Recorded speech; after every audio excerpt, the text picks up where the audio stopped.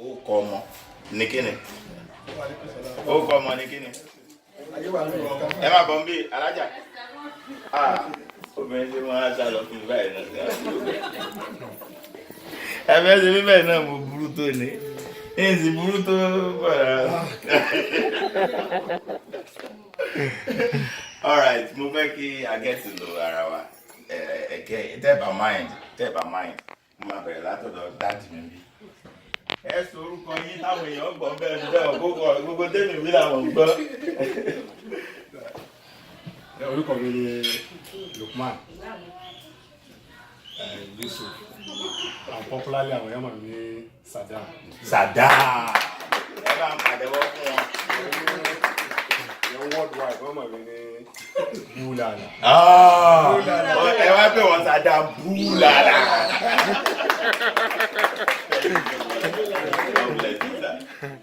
Ẹyin ma ẹ lè jókòó bá nítorí ṣé àmàdẹ́gbé rẹ. Orúkọ tèmi ni Khadija láti ìlú Ọ̀fà. Jésù mi o alájà Khadija la rí lọ́bẹ̀ lóko báyìí. Ẹ̀yin ọmọ ẹ̀ mọ ìyá alájà fa ọyẹ bá pàdé ń fara ajá lórí Ọlọ́run.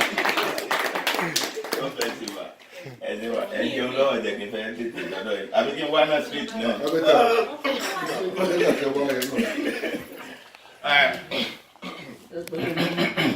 Ẹgbẹ́ olépo. Ẹni sòrò ẹ má kó bá bọ̀ dáa wọ́n nílé sọ̀rọ̀ mọ́. Orúkọ mi ni Engineer Saheed Ọlájídé from Ọ̀fà. Nǹkan tó yìnbó elépo ní káwọn ọmọ máa wò bóyá bẹ ta ló béèrè lọ́wọ́ ẹ̀. Ṣé mo bì ọ́ sí mo ti kí ẹ.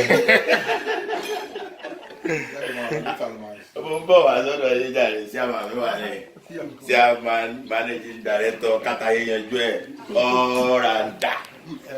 Orúkọ tèmi ni Prophet Dami Paul láti ìlú Èkìtì. Some people might not know who is Prophet Dami Paul, but àwọn tó bá máa ń wo Facebook wọ́n máa mọ Prophet Dami Paul dáadáa. Ẹ rí àwọn prophet Ọlọ́run yàn ní ìsìn ọ̀pọ̀lọpọ̀ ló ní àrà àti ẹ̀ tí máa dá. But inú àwọn àrà tí Prophet Dami Paul dá lórí Facebook tó fi di famous. Ó wọ́n ṣe preaching lọ́jọ́ kan náà ni làwọn èèyàn bá bẹ̀rẹ̀ sí ní dáwó. Wọ́n ní àwọn fẹ́ fún lówó lẹ́nìkan bá ní Prophet nǹkan tẹ̀ ṣe afẹ́ fún $10,000. Ó bá ní God bless you ó bá gbàdúrà fẹ́ nìyẹn. Ìyẹn bá dẹ̀ ní fún wa ní pépà lẹ́yìn ó bá ju pépà sí wọn. Níbẹ̀ náà ló ti ń confam lórí Facebook yẹn pé òun ti rí aláàjì $10,000. Iṣẹ́ kìíní ìmọ̀ pé ìgbà olè mi náà ní bẹ̀rẹ̀ sí ní. Wọ́n wà ní kẹ́ máa pe Olúwa o! Mi tí mo tún wá wò kókó tiẹ̀ ṣe tán pé dádì wa ṣéǹjì tó wọlé lẹ́ẹ̀kan Ọlọ́run lè jẹ́ kọjá bẹ́ẹ̀ o. Lọ́ba lè tún sọ̀rọ̀ lọ́wọ́ ní. Ẹ̀mí Ọlọ́run sọ fún mi pé owó èmi ò gbọ́dọ̀ mọ́ mu ni. Ẹ̀mí wo ni sọ fún mi gbọ́dọ̀ ná 10,000 tí wọ́n fọ́ ní ìsìn tọ́wọ́ mọ̀ bó ṣe jẹ́. Bí eré ló bá ní àwọn kan ṣe ń wò lùi wọn ò tí ì lẹ́ni tó fẹ́ gbé lọ́dọ̀ ẹ̀ wọn ò tí ì ní nǹkan kan tó fẹ́ jẹ. In fact àwọn ẹlòmíì rò pé owó wà lọ́wọ́ àwọn ni. Ẹ wo gbogbo ẹ tó bá ṣe wò lùi tó mọ̀ pé òun ṣe wò lùi jẹ níúlì kó pe nọ́mbà báyìí ká má fọ̀rọ̀ gùn bọ́ mọ̀ sí pín 10,000 tánù. Everybody was like ṣé you need the wood. That shows he has committed to the word of God and Ọlọ́run yóò máa bùkún yẹn. Please ẹ bá mi pàṣẹ ọ̀sán. Thank you so much. Yes sir. Orúkọ mi ni Nasiru Ọláníyà Àkànmú. Àkànmú orí rẹ̀ mú mú. Ọmọ Ọ̀fà náà ní but Houston base ni. Àkànmú orí rẹ̀ mú rí mú. Èyí kékeré kí jẹ́ Àkànmú. Ẹ̀ńtọ́ ikú tó bá ti náwó gbọ́dọ̀ kàn wó wọn ní kàn. Ẹ bá bàtẹ́ wọn fún ọ lẹ́gbọ̀n. Ọyẹ máa wá sódà ọ dáàdì wà lẹ́gbẹ̀ẹ́ mi ká tuntun kó. Orúkọ mi ni Saheed Òkìkí Ọlá láti Òmàrà. Òkìkí Ọlá. Òkìkí Ọlá ọba àpòtẹ́wọ́ fún Saheed Òkìkí Ọlá Òkìkí Ọlá ó yẹ kó dún kìkì owó náà o kẹ́yìn ọ̀rẹ́ ṣe ń yí sí i ọba lọ́la lásán tí ọ̀gá ní ìdílé ọlá náà owó náà ní sàbí àwọn ti tán Òkìkí ṣe ń jìnnà ẹ bá pàtó fún ọ alájà.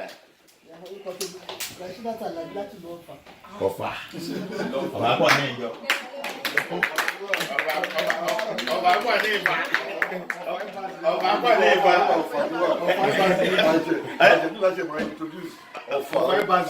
ọ̀fà ẹ̀mbásí láwa ẹ̀ ń pẹ́ ọmọ rẹ̀ rẹ̀ fún mi ẹ̀ tí ìdọ́dọ̀ rẹ̀ alájà. orúkọ mi ni Salama tàbí Salama látọ̀fà. Abdulsalamu wọn padà wà á mọ Abdulsalamu ìyàwó rẹ̀ ní ọ̀tán kọsẹ́ni ọgbà tó Sàdámù Sàdámù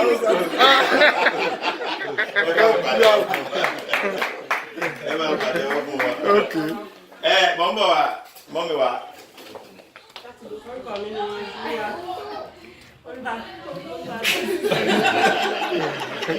Olúwa yẹn gan ló ti dájú. Olúwa yẹn gan. Olúwa yẹn gan. Ẹ sọ wọn bá ti gbà. Ọlọ́run tó ṣe ká bàjẹ́ fún yín láéláé ẹ bá pàdé wọn padà jọ lọ. Ẹ gé tó mọ̀. Ẹ wá lọ sọ́dọ̀ àǹtí dáadáa. Àǹtí dáadáa. Orúkọ mi ni Ọmọṣaléwá Òtítọ́lá láti ìlú Ìjẹ̀bú-Òjẹ̀. Ọmọṣaléwá. Ẹgbẹ́ òde ló ti wá. Ẹ fi dada sí o. All right, alájà. orúkọ tèmi Rúkàyà Adédáyọ̀ Mùsùlùmí ọ̀sẹ̀ Ọ̀yọ́ State. Ẹsẹ̀ mi gan èyí tí mo ní alájókòó lẹ́gbẹ̀ẹ́ mi bí tẹ̀ lọ́dà ń bẹ̀ Ọ̀yọ́ State tó láti jọ wá. Láti sọ̀rọ̀ kó rí bá ọmọ yóò yẹ kó mọ sábà ó sì dàbẹ̀. Ọ̀dà àmọ́ yóò dá ẹ bá pàdé fún ọ̀dẹ̀ tó yọ lọ. Alájà, salamu alaikum. orúkọ mi ni Mariam láti ìlú Ìbàdàn. Ìbàdàn. Abẹ́ ìjìnlẹ̀ sí ara ní Ìbàdàn Ìbàràpá ní. Wọ́n bẹ̀rẹ̀ wọnú ara wọn tẹ́. Yí to you. Yí to you. So you are a talk. Yes sir, orúkọ mi ni Ìdòwú Aróyèhun láti ìlú Ọ̀fà. Aróyè ṣe kí ni? Aróyèhun láti ìlú Ọ̀fà. Ẹ̀yin ò tún jù ń lọ lọ. Oróyè òun. Bẹ́ẹ̀ni, oyè la máa ń hun nílé tí ẹ ń hun oyè ni. Bẹ́ẹ̀ni, a máa ń hun ní. So gbẹ̀yìn lẹ́ lóye kò sí tí ó ṣẹlẹ̀. Bẹ́ẹ̀ni, a lè hun ẹ ní oyè. Tẹ́ bá sóyè ká lè hun kan fún ẹ. Ẹ má wọrí mọ́. Ṣé rí pé mo tiẹ̀ mọ̀ mo mọ̀ye gan oyè ni. Thank you so much. Okay sir. All right, gbogbo wa Ó sì náà ká bójú sọ̀rọ̀ ni. Okay. Mọ́mí wa ṣe wọlé. Kọ́mọ̀lé wa síta. Ẹ̀yin ni ẹni ká mọ̀ bọ̀ ní ìlú ni. Ẹ mọ̀ bọ̀ lájà, ẹ mọ̀ bọ̀. Ẹ mọ̀ bọ̀ ní. Ẹ mọ̀ bọ̀ ní. Ẹ máa wọlé o. Aláàjì, Ẹ máa wọlé o. ẹ mọ̀ ọlọ́run. Ẹ mọ̀ bọ̀ ní. Ẹ mọ̀ bọ̀ ní. Àwọn ẹ̀pà sáàdì wa nìyẹn. Lẹ́pa skala. Àwọn ọmọge.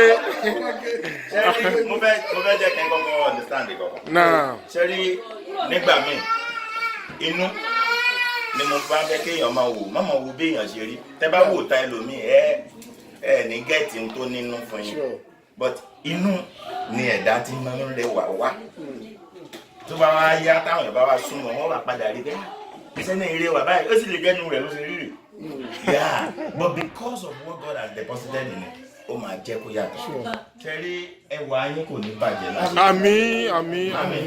Ọlọ́run jẹ́ kẹ́ rẹwà nú ẹ tó wá rẹwà ń ta. Àmín bẹ́ẹ̀ni. Dọ́bù dẹ kànú. Dọ́bù dẹ kànú. Èmi ò tí ẹ ti jọ jẹun àbí àwọn ọmọ ti jà àkàrà wọn. Mo ròyìn àkàrà nílé ìyàwó mi dákàrà jọ. Ọ̀dọ́ ẹ ti tó fi àkàrà dá wàhálà rẹ̀ lóde. Ọlọ́run tó ti fún yín ṣe kò ní gbà lọ́wọ́ yín. Àmín. Ẹ wá rí gbogbo ohun tẹ́ ẹ̀ ń rí tínú yín ń dùn. Ọlọ́run ní jẹ́ kó bá yín nù jẹ́. Àmín. Agbára Ọlọ́run ẹ máa tẹ̀síwájú. Àmín. Ojú ò ní tì yín. Àmín. Tí bàbá bá ní mo láì dárí gan máa host wọn tí mọ́mí bá ní lọ host rẹ̀. Àwọn tán ni ojú ni. Ó ti parí. Ó ti parí. Ọbọ. Ṣùgbọ́n dáàdì rẹ bẹ́ẹ̀ wọ̀ sí àwọn ọmọ mo sọ wípé ṣéyìn tẹ̀lé ẹ̀ gan ò lè ká àwọn tí wọ́n ṣe àwọn gan ni wọ́n support ẹ dákun ẹ bá mi pàtẹ́wọ́ fún àwọn méjèèjì. Thank you. wọ́n náà sọ̀rọ̀ nípa aṣọ ẹ jẹ́ kí wọ́n dákọ̀ wọn kí wọ́n sì dákọ̀ ìyàwó wọn. Orúkọ tèmi Lukman Eslawa ọmọ Lọ́fà and ìyàwó mi Sherifat A. Lawal ọmọ Lọ́fà. Ará Ọ̀fà ọ̀fà rí ọ̀fà ọwọ́ àfà ọ̀fà mọ́ ọ̀fà ní ọ̀fà méjèèjì wà fara wọn mọ́ra. You are welcome, sir. Káwọ̀. Adúgbò lọ́lọ́ thank you so much adúgbò ojú òní tí yìí o a máa rí yín bá o lágbára lọ ẹ ṣe gan ni. Ẹ máa wọlé o. Ẹ máa wọlé o. Bí a ṣe ń sọ̀rọ̀ lọ́wọ́ ni ọ̀kan nínú àwọn ọ̀rẹ́ wa ó máa ń pariwo tẹ́lẹ̀tẹ́lẹ̀ kò pariwo mọ́ nísìn odò tó bá ti pọ̀ sẹ́wọ̀n kó máa ń pariwo èèyàn ní pariwo owó rẹ̀ náà máa ń pariwo lọ gbé àbàbà nọ́mìt. Olúmídé wà mí bàbá ẹ bá mi kí àwọn èèyàn ẹ tó kọ yín fún ọ ọyẹ bẹ́ẹ̀ tó dé ẹ fáàní yín. wọ́n mú kí ẹ̀ka Olúmídé Ògúnbànjọ ní orúkọ láti Nàìjíríà. Nàìjíríà náà gbogbo àti wà tó ti gbà ní àná wa. So I was so surprised by ariwo yẹn mi tí you understand. Wọ́n sọ ń bọ̀ báyà. Kò yé mi. Owó ní máa ń pariwo tẹ́ ẹ bá dé ọ̀rọ̀ kọ̀ mẹ́wàá lẹ́ẹ̀kan náà. Àwọn adáwà bí èrè yọkan tó pariwo àbí ọ̀pariwo. Ẹ gbọ́dọ̀ ní èèyàn wọ̀ lu wa léèní ó sì rọkọ̀ mẹ́wàá. Àwọn adáwà bí láti bí ọdún mẹ́ta èrè yọkan. Ọ̀pariwo àbí ọ̀pariwo. Kò ní máa jẹ bàbá thank you so much God bless you. All right, ẹ bá mi pe ọ̀kan nínú àwọn òṣèré yẹn wá tí gbogbo yín mọ̀ sí Big Bar. Big Bar, jókòó tóyè. Jókòó tóyè. Ó ti sá lọ kó ní. Kò ní sá lọ. Torí pé mo fẹ́ introduce ẹ̀ sí kẹ́ lè mọ̀ dáadáa. Ọ̀pọ̀lọpọ̀ wọn mú àwọn òṣèré yẹn dáadáa. Ẹlòmíì máa ń fi òjò pé Òjò. Àwọn tí wọn kì í fi ń pera wọn jù tí wọn kì í ṣe mistake àwọn ọmọ ọ̀gá Bello ni wọn lè ṣe mistake wọn. Ṣẹ̀rí kan the Lord is my baba I shall not pay.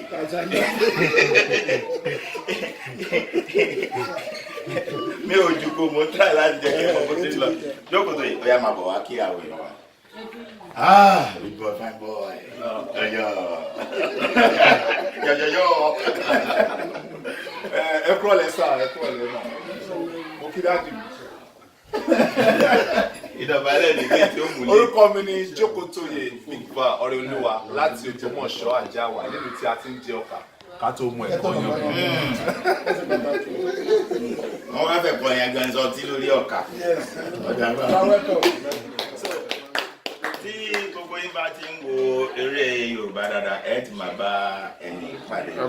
Amẹ́ríkà ń bí ni àwọn náà wà for now ní California níbi tán ti máa ń ya Hollywood. Mo mọ̀ pé ó ti bá wọn ṣe nínú Hollywood movie náà but Yorùbá Nollywood la fẹ́ ti mọ̀ nísìn tó bá ṣe Hollywood jù bá ń lọ ǹjẹ́ àti mọ̀ náà láti fẹ́ kọ́kọ́ mọ̀ fóònù kò ní bàjẹ́. Thank you so much Patola. God bless you. All right, nígbà tí bàbá jókòó jọ kan ọmọ wọn kan wá dé wá ní òun fẹ́ ṣiṣẹ́ kan sà dáàdì ní iṣẹ́ kí ló fẹ́ ṣe ó ní inú àwọn iṣẹ́ tó òun ti ṣe òun fẹ́ showcase kan tí wọ́n máa pè ní ghetto wood. What is ghetto wood? Báwo ni ghetto wood ṣe wáyé? Ẹ jẹ́ kí n pe Tọ́pẹ́ Adébáyọ̀ kó náà wá. Sorry, tí mo sọ pé the Lord is my baba. Mo kí ẹ̀yin bàbá mi àti ìyá mi tó wà lórí ìkàwé. Thank you so much at least for appreciating us. Agbára wa kọ́ agbára Ọlọ́run. But for the fact pé ẹ lè fi time yẹn lẹ̀ láti sọ pé ẹ wá bàbá wa Adébáyọ̀ Sàlámì àti èmi ọmọ yín. In fact, I really appreciate this. Ọlọ́run jẹ́ kí ilé yín àtọ̀nà yín kó dára. Àmín. Orúkọ tèmi ìrúkù Adébáyọ̀ Mọ́rítàlá tèmi Tọ́pẹ́. Àwọn tèmi máa ń pè mí ní Ẹ̀dẹ́ Gbẹ̀dẹ̀ Báyìí. Lónìí mo decide láti showcase film Ghetto Wood because ní gbogbo àgbáyé everybody even tí ò lọ́pọlọ rárá òun náà máa ní nǹkan tó fẹ́ gbélé ayé ẹ̀ṣẹ̀ but somehow mo ṣe gbogbo alamari achieve and nǹkan tó máa ń fà ó pọ̀ lọ́jà búrata so nǹkan tó máa ń fà téèyàn tó fi rógbò ẹ̀ achieve òní Ghetto Wood ló sọ̀rọ̀ ń pa then kò ń ṣe pé téèyàn bá lówó kò lọ́pọlọ ẹlòmíì lówó ṣùgbọ́n Ọlọ́run ò fún ní bó ṣe máa rìn ẹlòmíì dẹ̀ ó ní ọ̀nà tó lè gbà rìn ṣùgbọ́n Ọlọ́run ò fún ní agbára láti rí owó tó máa fẹ́ rìn ọ̀nà náà so film Ghetto Hoodie is just a summary of how life is ní àwọn eré àdúgbò kí in case tí àwọn náà bá fọ̀ sí wáwù yẹn a lè ran àwọn èèyàn lọ́wọ́ láti bẹ̀ we Ghetto Hoodie wà fún and I wish we are going to all enjoy this. I really appreciate at least from your time. Thank you so much. I'm so happy and I don't even know what to say right now. Thank you. All right, ẹ bá mi pàdé fún èdè tí mo fi pè ní Tọ́pẹ́ Adébáyọ̀ ni wípé ọmọ wa ni ó kọ tá a sọ ọ́nù ṣùgbọ́n nígbà tí èèyàn bá ní ọmọ tí Ọlọ́run gbà fún yóò tún ra ẹ̀sọ́ lóko míì ó kọ̀ míì tó bá wá tún ra ẹ̀sọ́ tí bàbá bá wá ń gbọ́ tínú bàbá ń dùn sí a jẹ́ pé ó kọ àlùbáríkà tó tún ẹ̀sọ́ nù torí tọ́mọ téèyàn bá bímọ tí ò bá tí ì ní ó kọ̀ míì tí wọ́n dà mọ̀ ẹ sọ fún kówó kọ̀ mí o torí gbogbo àwọn tí wọ́n ló kọ̀ míì nínú Bíbélì àbí nínú Kùránì wọ́n ṣe dáadáa ni nígbà tí wọ́n pé Ọ̀gá Bello ó kọ́ ní Ọ̀gá Bello wọ́n dára wọn sọ ló kọ̀ míì ni nígbà tó sọ̀rọ̀ ẹ̀ ní Wẹ́dẹ́ ó dára ẹ̀ sọ ní ó kọ̀ míì ni téèyàn bá tí ì ló kọ̀ mí ó lè má dàbí ọ ẹ jẹ́ ká wà very careful pẹ̀lú orúkọ láyé orúkọ míì lára orúkọ tó carve out fún rẹ̀ òun ni wípé ó bẹ̀rẹ̀ sí ní direct movie ṣebí bàbá ti ń ṣe movie wọ́n ti ń direct bàbá ti pẹ́ ṣùgbọ́n ó dá dúró ní bàbá ṣe àní tí ń direct yìí mo fẹ́ ṣe ìdí ẹ̀ bàbá náà kọ́kọ́ wò pé wọ́n kí lọ mọ̀ tó ṣe ìdí wọn tá a ti ń ṣiṣẹ́ ti pé tá a bí ọ sínú rẹ̀ kí ló lè dá sí ìdí ṣùgbọ́n to God be the glory lónìí nígbà tó bẹ̀rẹ̀ sí ní direct ó ti gba more than 15 awards as the best director of the year. Make you happy pé àbẹ́ rí ọwọ́ ayé gbogbo èèyàn wá ń gbé tí ọba tí ìbá ń darẹ́ ti rí wọn àṣẹ inú o ẹni pọ́n káàbò kọ dáadáa fún rẹ̀ torí Ọlọ́run ẹ bá mi pa àtẹ́wọ́ fún director of all time. God bless you. God bless you. Níbi tá a dé yẹn tí ọba tí jẹun kọ́ náwó o lémi èdè jẹun bọ̀rọ̀ bọ̀dá.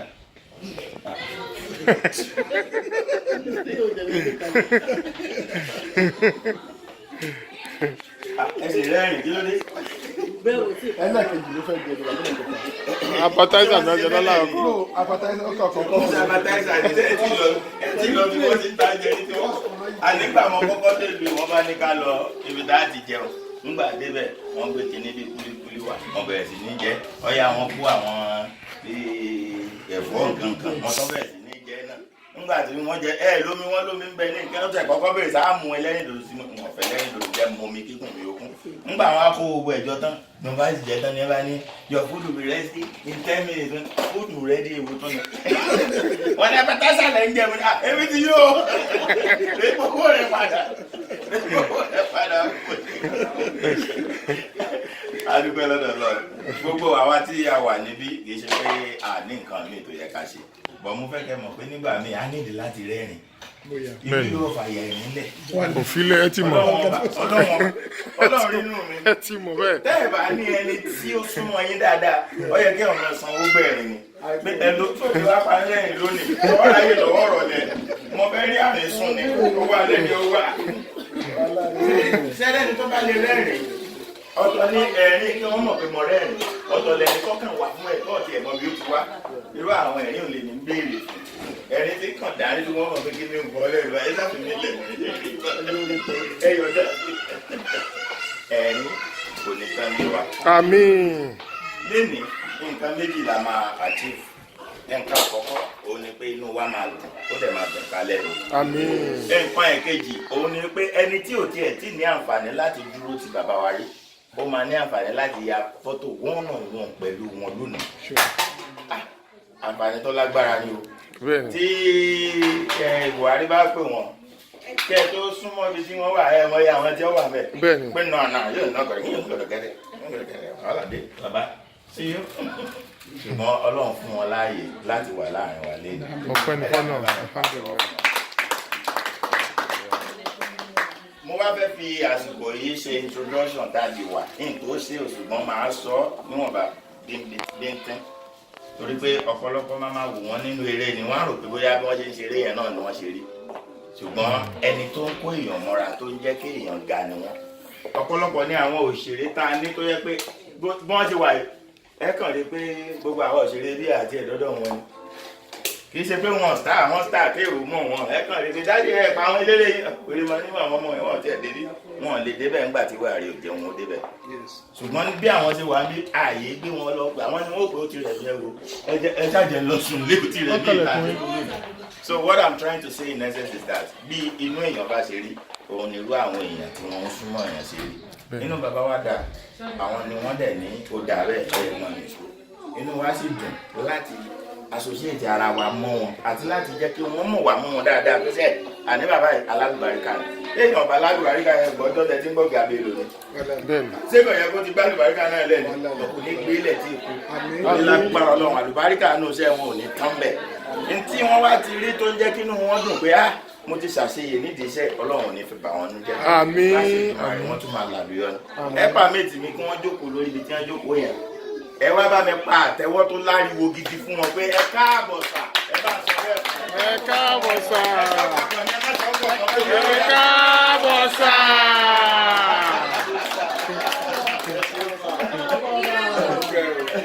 ẹ̀yin náà káàbọ̀ máa ń. Bàbá tó sọ̀rọ̀ àmọ́ àgàbà ní yín nìyí.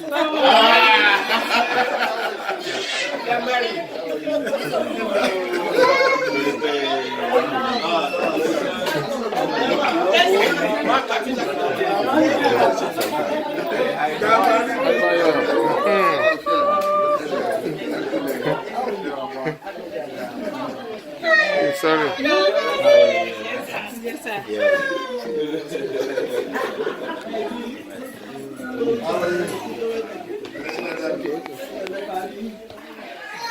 All right.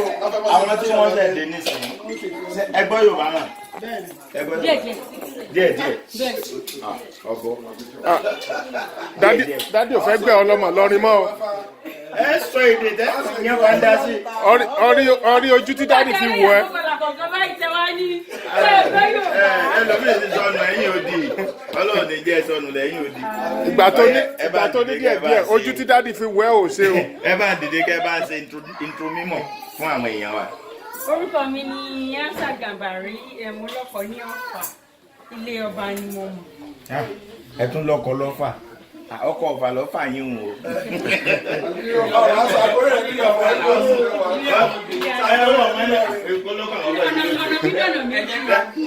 Tẹ́yà bá ti délé ọba ó ti tán kí ní wá kí ló tún fẹ́ lọ sí lọ́dọ̀ jù yìí ẹ bá mi pàdé wọn fún ọdún lọ́lọ́. Àwọn ọmọ mi wa náà tẹ̀lé wọn kí lorúkọ yín. Rúkà yà èmi tó pé ìtàn ńlá. Ìtàn ńlá lèmi náà wọn pa alágbọ̀rọ̀ lọ. Ọ̀yọ́ state. Ọ̀yọ́ state sáìdì bo lọ́yọ̀ọ́. Ọ̀yọ́ Aláàfin. Òjò pa ṣẹkẹrẹ ọmọ àtibá ọgbà yìí ẹ bá ń pàdé wọn fún ọdún lọ́lọ́. Níbí báyìí lónìí níbí ilé ní a ní àǹfààní láti béèrè ìbéèrè lọ́wọ́ bàbá wa ohunkóhun tó bá ẹ máa prepare ìbéèrè yín lẹ̀ mọ́mí wa ẹ máa prepare ìbéèrè yín lẹ̀ tẹ́ lè béèrè lọ́wọ́ dáàdì ẹ wá wo ìbéèrè tó bá wù yín kẹ́ ẹ béèrè lọ́wọ́ wọn o no hold back tẹ́ bá lè ṣe bẹ́ẹ̀ ẹ béèrè ìbéèrè tó bá wù yín lọ́wọ́ wọn àwọn náà wá sì fi ayọ̀ dá yín lóhùn. Mo wá fẹ́ sọ nǹkan kan fún yín lónìí. Tẹ́rí tẹ́ bá ní àǹfààní láti béèrè lọ́wọ́ wọn, ó dàbí kéèyàn jackpot ni o. Ẹ gbádùn mi, ó dàbí kéèyàn jackpot ni torí pé èyàn rẹ fún ọ̀tá lẹ́ẹ̀mejì. Irú wọn èdèdè wà nílẹ̀ fún yàn láti máa béèrè irú béèrè yìí. So you want to refine your ìbéèrè before you béèrè it. Let it be well refined. So that gbogbo wo ni máa gbé kí ẹ wá rí ìrètí béèrè náà nù. Ọmọ dàbí ọ̀rẹ́ mi kan tí wọ́n fún ní 50,000 ní báǹkì yẹn mọ́ kí wọ́n kọ ìwé sí yàn pé you are qualified for 50,000. Ẹ ti máa jẹ́ mọ́ yá yẹn lọ àwọn kírẹ́dìtì gbogbo yẹn. Wọ́n bá lọ you are qualified for 50,000. Wọ́n wá ṣe kí ní sẹ́ẹ̀kì ń sí wọ́n fi orúkọ rẹ̀ sí ọkàn ìjà orí rẹ̀ ní para lọ bá bọ̀ náà báǹkì lọ nítorí ibú 50,000 dé wọ́n bá nà sí wọn bá di káàdì ilé What is this? 50,000. Cash out. Cash out. Ẹni tó wá wò pé I mean where's the check? Ní mo fún ọ check nù.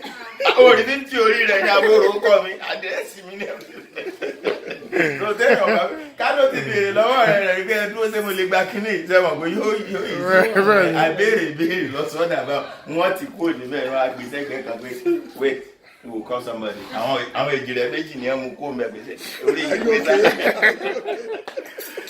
All right ẹ bá mi pàtẹ́wọ́ fún bàbá rẹ̀. Alhaji Salami Adébáyọ̀ Salami tí mi ò tó pè wọn lórúkọ ṣùgbọ́n tó bá ti di pé kéèyàn korúkọ yán kálákà bá ti pè nǹkan kan ọ̀dà báwọn Alhaji Adébáyọ̀ Salami inú wa dùn láti rí yín láàrin wa lónìí a sì ń gba aládùúrà wípé a máa rí yín bá tí ẹ bá lọ sókè mọ́ ni àwọn kan mọ̀ níta lẹ̀ ń pè ṣùgbọ́n torí pé ẹ lọ sókè inú wa ń dùn láti máa rí wa mọ́ yín torí ẹni tí bá ń gòkè àwa náà fẹ́ gòkè ìlú ẹ̀ ẹ ti wà lókè ẹ̀ ní wálẹ̀.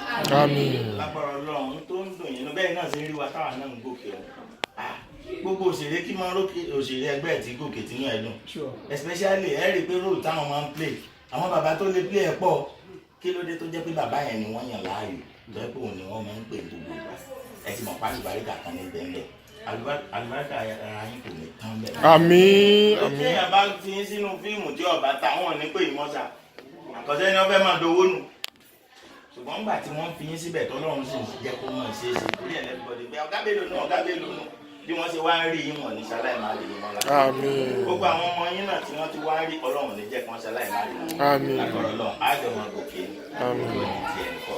Àmín. Ta ni ó béèrè ìbéèrè àkọ́kọ́ lọ́wọ́ wọn. Ẹ mọ̀ tó bá lẹ béèrè ẹ mọ̀ dárí àná. Ẹnìkan ti náwó bẹ̀rẹ̀. Bisimilá mo yọ̀ǹda fún ẹ béèrè ìbéèrè àkọ́kọ́. Ẹ kí alẹ́ sáà mo ti mọ̀ ẹ́ nísìnyí ó pẹ́ tí bá ṣe mistake láti di mẹ́ta because when they not grow up ìgbà tí Dúróládépọ̀ tó máa ń ṣe Òjòdúlápọ̀ tó máa ń ṣe rìhásà ní tẹ́mẹ́ta. Ẹ ti dàgbà gan-an ẹ ti gbó. The 60th street mo gbé níbi Evans Square. I know most of it. But recently, big Hollywood movie pushing progress. Kí ni àwọn àgbàlagbà tó wà ní the movie? Kí ni wọ́n ní?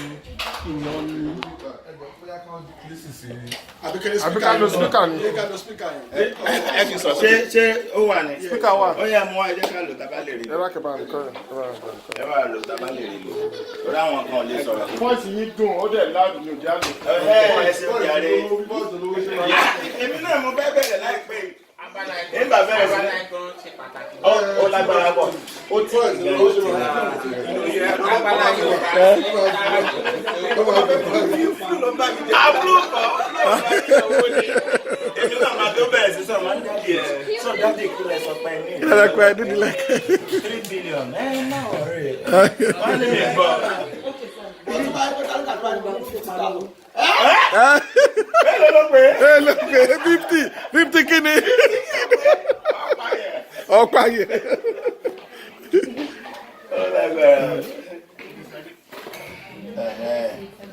Táwọn pé gbogbo eléyìí wà bẹ́ẹ̀ bá ti jù sí látẹ̀kàn.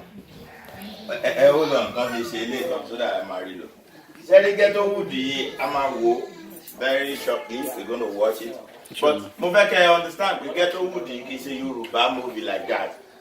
Yorùbá kọ́ ni wọ́n sọ ń bẹ̀. Bí pidgin mọ́ èèbó ni wọ́n sọ àti Yorùbá àwọn tí a dà lù ni wọ́n ṣe wọ́n jẹ́ kó àríṣẹ́ mọ̀ pé tẹ́ bá dé bí Adégúnlẹ̀ nísìn ẹ rí i pé àwọn ọmọ ọbẹ̀ ò ní sọ Yorùbá kan tààrà bẹ́ẹ̀. Àìrọ̀ wọ́n ṣe fẹ́ lọ́ọ̀ṣì ẹni tó ti sí ẹ̀ lérí. Irọ́ wọn àti ilé wo YouTube. Wọ́n ṣe fẹ́ lọ́ọ̀ṣì ẹni. Wọ́n ní kó ti wà lórí YouTube. Sẹ́rí Ghetto ẹ bá ti dé Ghetto ní ìṣẹ́ máa gbọ́. Wetin the guy talk? Wetin he talk? in the place. Make you give me the money now. Abori ayé. So kind of language or the one do in the movie. So I'm not going back. That's a typical Nigerian movie. Thank you. It's a typical. So I will cut across everywhere.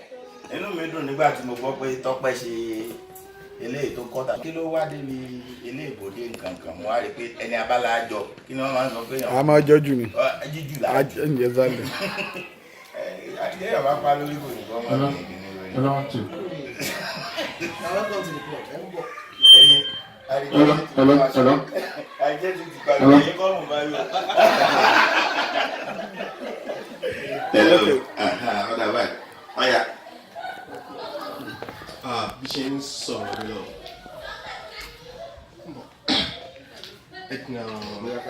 Alájí káwọn ọ̀rẹ́ mi. Ok, Alájí. Mo ti pé ètò wà níbi móbì ní ọjọ́ tó pẹ́. Bí móbì ṣe ń lọ, a ní Hollywood ní ìsìn, but one thing sí ìsìn. Mi mọ̀ bóyá àwọn àgbààgbà tó wà ní ìdílé wọ́n alliance with the government, whether Lagos or Kwara State, tí wọ́n lè ní like a movie village. That's what thing about the movie village.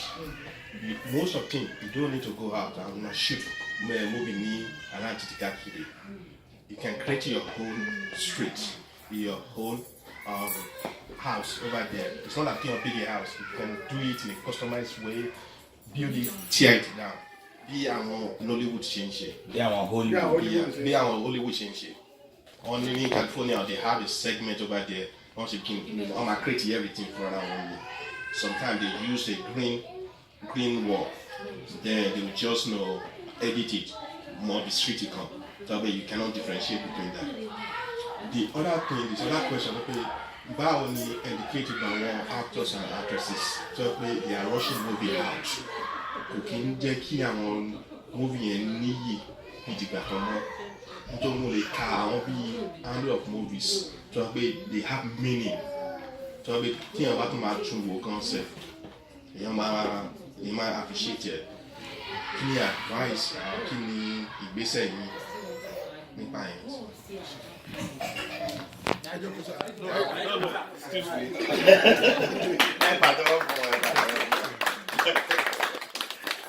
First and foremost, màá kọ́kọ́ kí everybody be a couple, and I must really confess that I'm overwhelmed. I see you people here. You know me too, me tí mi kò wá ṣe which of times àbí kí n dúpẹ́ bó mo kọ́kọ́ láti dúpẹ́ lọ́wọ́ Alhaji Lukman Lawal àti ìyàwó ẹ̀. They are wonderful couple. Wow. Wonderful couple. Hello. Láti ìgbà tí mo ti dé bí, I must tell you wípé in fact tí bá wọn wait me sí yìí.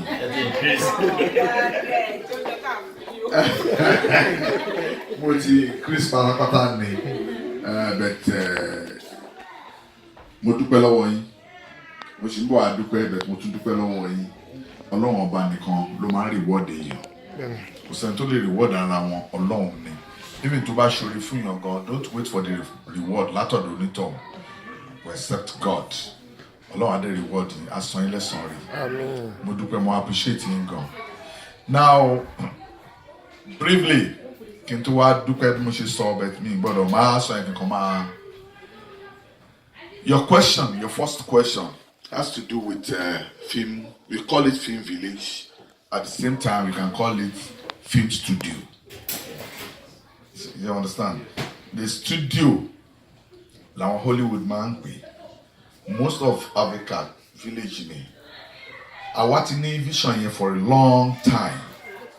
Mo rántí pé nígbà tí mo jẹ́ President Association of Nigeria. Hello, Kò yẹ kó ṣe bẹ́ẹ̀ yẹn náà. Kò yẹ kó ṣe ẹ̀rọ kan máa gbé lé ìdájọ́ lọ. Mo wẹ̀ lakọ̀ ẹ̀jẹ̀ wọn bátìrì wọn. Ẹ fún wa bátìrì dáadáa. Kára ilé ni ó yàrá. Operator, wetin happen now? Talk to operator. Why it's like that?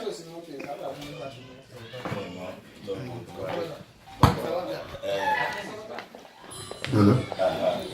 But you can still get it down, so let it be on ground. Yeah, Alright. So that good man come out and put that in. Yeah, mo rántí pé nígbà tí mo jẹ́ president. Ẹ lọ bá ń kó tí mo mọ́tò. Tó ti bá kí lọ. Ẹ máa sọ lọ lọlẹ̀. Ẹ lè jókòó náà fún mi kí n tó lè sọ. Ẹ máa sọ lọ. Ẹ yẹ ká máa sọ lọ. Mo rántí pé nígbà tí mo jẹ́ president Association of Nigerian Chartered Art Practitioners ní 2004. 4 years. 4 years mo fi ṣe. Mo work lórí pé ká ní film village yẹn. Aṣíwájú was the governor of Lagos State. I went to him and ó dey accept láti ṣe.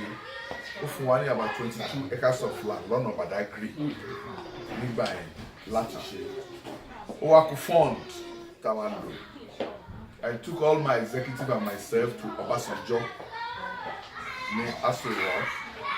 Welcome one, and he did promise that I might encourage one. They sent a letter to us at regular letter. Over I village were more Federal Ministry of Culture, Madbeke or somebody, the minister and buying. He taking it a hand here because of tribalism. Wọ́n ṣe fún wa nìyẹn. Wọ́n wá ní instead káwọn ṣe fún wa. Káwọn concession káwọn fún wa ní national theatre ká máa rọ̀ mẹ́. Owó tá a bá make bẹ́ẹ̀ ká máa fi kọ́ film village. They now ask us to go and pay $10,000 to the account of the federal government. The new way.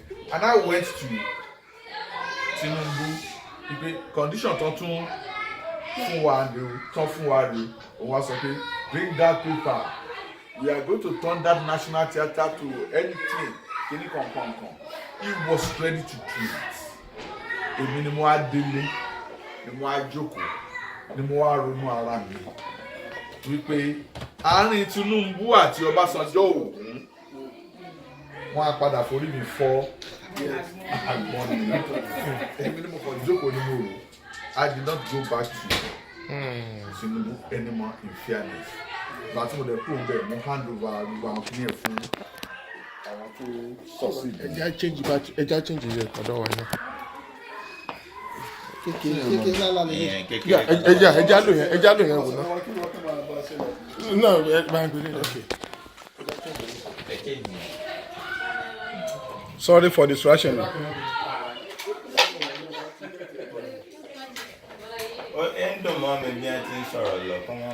Yeah, because a big opportunity information là ń gbọ́ yẹn. Tá a gbọ́ rí exactly. And that's why you have to be here. Yes. So tí sọ̀rọ̀ ní àbúkù díẹ̀. Àgàbẹ́ fi yọ̀ sí náà ni. Hello, ọ̀ya, ká máa lọ bá. Kó máa lọ bẹ́ẹ̀. So àwọn tí wọ́n take over from me wọ́n hand over fún wọn.